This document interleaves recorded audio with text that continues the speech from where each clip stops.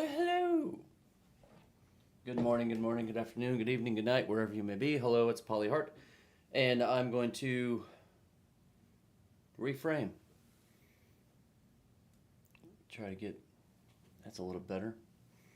Ooh, maybe that's a little better. Okay. Now you see my my third eye right here. Perfectly. Okay. So this is just a quick little tutorial on how to grow your channel, or just basically what I do, what I've done to kind of like put things together for me. If you want to pop up on somebody's feed, you have to post regularly. So I've got my YouTube studio. Can you see? Will it come through? I've got my YouTube, TikTok, Threads, Scoops, Instagram, and Facebook, and Discord all right here at the top. And I go ahead and go to my camera and just do the camera and say, hello, it's Pauly. This is what I've learned. And then I will post, and I'll post every day, dude. You've got to do it every day. I mean, now I take Sabbath off. I don't work on Sabbath because I'm a Jew. That's fine. You do you, boo. I just gonna, not care about how people think I am. I just make sure that I'm, clean and tidy. Make sure everything is tidy behind me. Make sure I have an exciting, thing, something to look at. Like you can look at my crawdad gig up there, my shrimp gig, my frog gig, and say, what is that? I wonder what that is. Does it work? Yeah, it works. Hold on a second. I'll show you.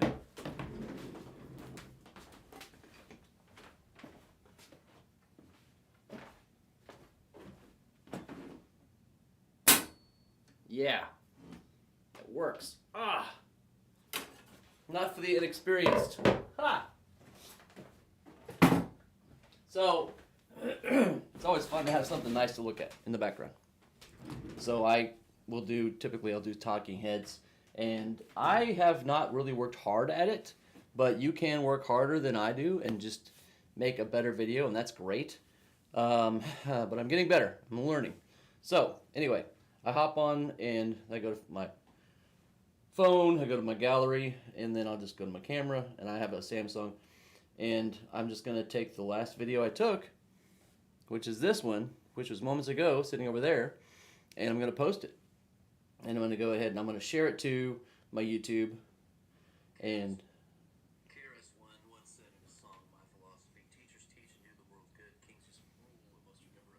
hit next, and then I'm going to go to a notepad and put in a good title. What's a great title?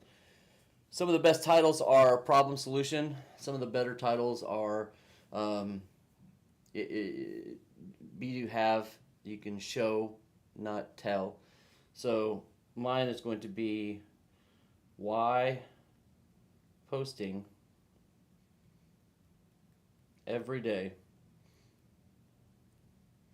wins the race. And for better analytics, why posting every day wins the race is in all caps without a period, so it's not a sentence, it's a title. So it's like a headline. And then I'm going to have a link, and then I actually have 3 links. So, and I'm going to go ahead and copy and paste this. And yeah, and then I'm going to put it in my YouTube, and I'm going to share it. And there you go. Now,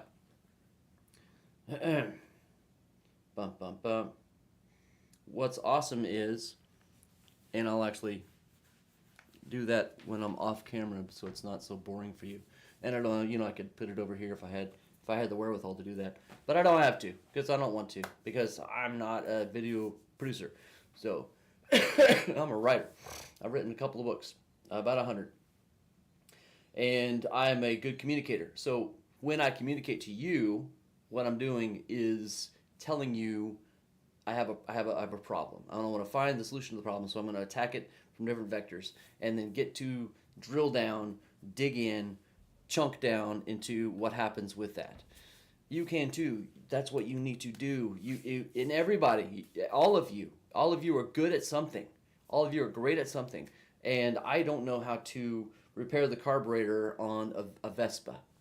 Like, does a Vespa even have a carburetor? I don't even know, right? but you probably do. And you were like, well, come on now. What you need to know about the Vespa is that it's got an inline gas system, and the carburation is actually an accessory that you don't even need. You tell me that. Tell me. Tell somebody else who has a broken down Vespa and needs help.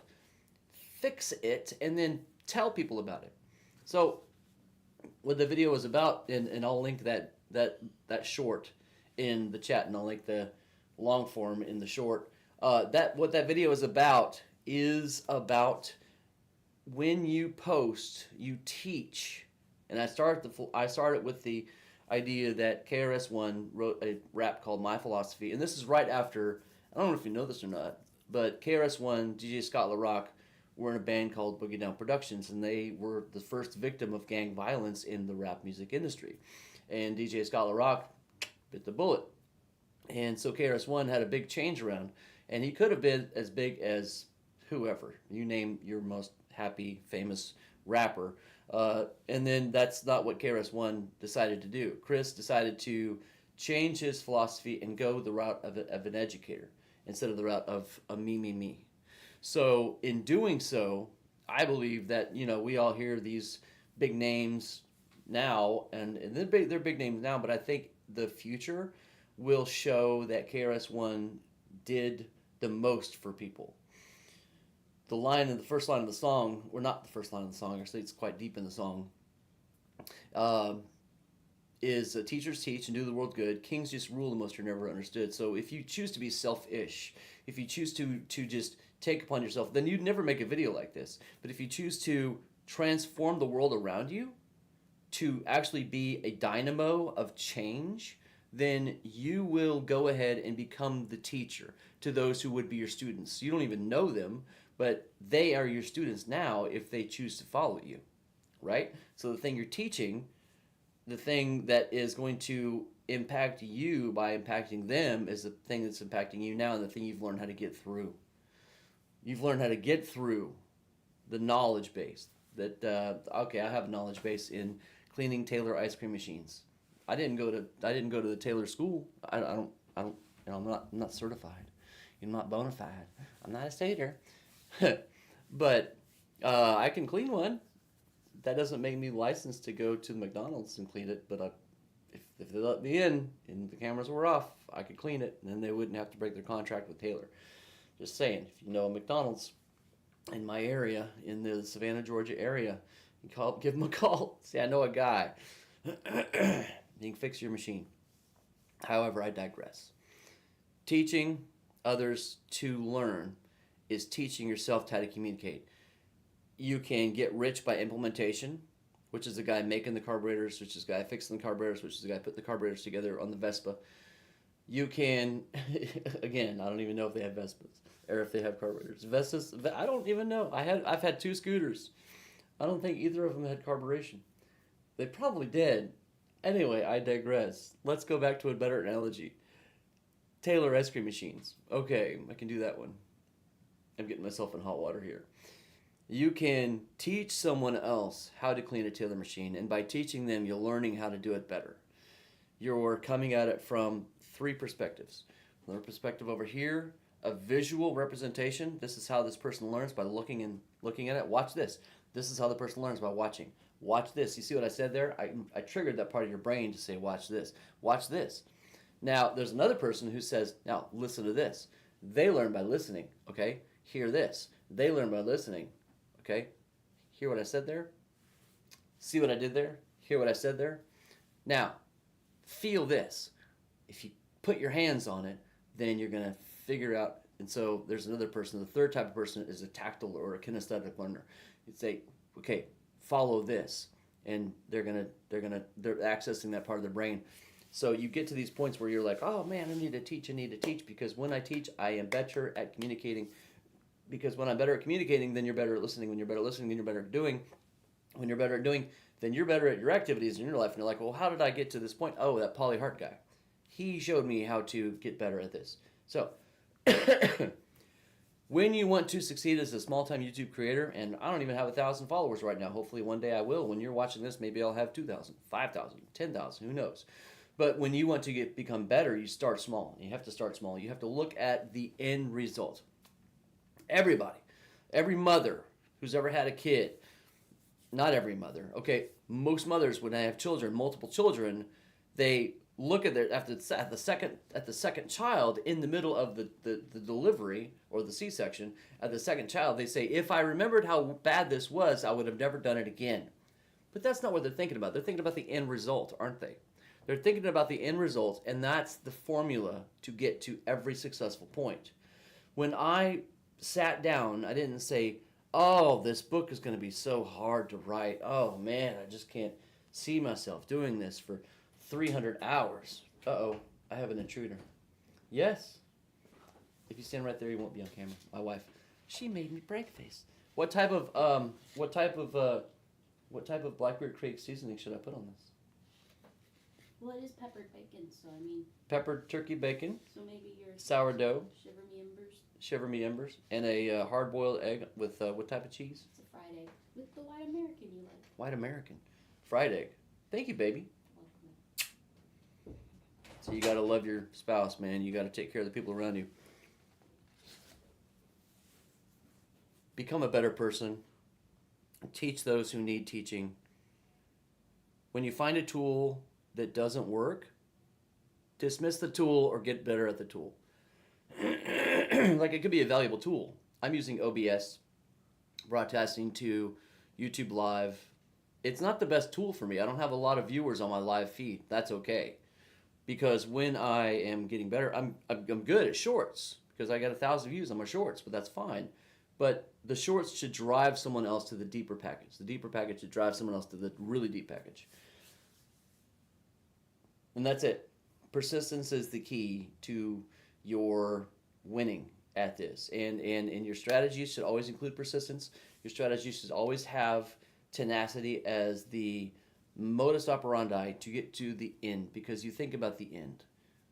When I sat down to write the book, I didn't think about the toil and struggle that I would go through in the middle. I thought about the end goal. The end goal was what I was looking towards. I said, this story is going to be great. This story is great. It's going to be better when I finally finish. When I get to that point, when I get through the crisis mode of the conflict and the conflict resolution of this pinch point, and this pinch point has to resolve me to this, and this protagonist has to experience this in their life. Excuse me. Got a frog. Hold on one second. Froggy's gunny. So you go through all this stuff as a writer to get to the resolution. What's the resolution of the Lord of the Rings? Well, I don't even know, because there's like 300 different endings. But the main point is, Frodo puts the damn thing in the volcano. That is it. That was the end. That was, ta-da, all done. Taking his number one slave with it, Smeagol. Frodo didn't think about going through the Dead Marshes or Minas Morgul or wherever the hell he went. He didn't think about Shelob's lair. He didn't think about all this other stuff. Samwise didn't think about all this stuff. He just thought about helping Frodo. So if you want to succeed, and you think about the true hero of the Lord of the Rings is Sam. He ends up with Marigold, and they have 13 or 14 children together. He ends one of his children, Bilbo, of all things. I think it's like child number 6.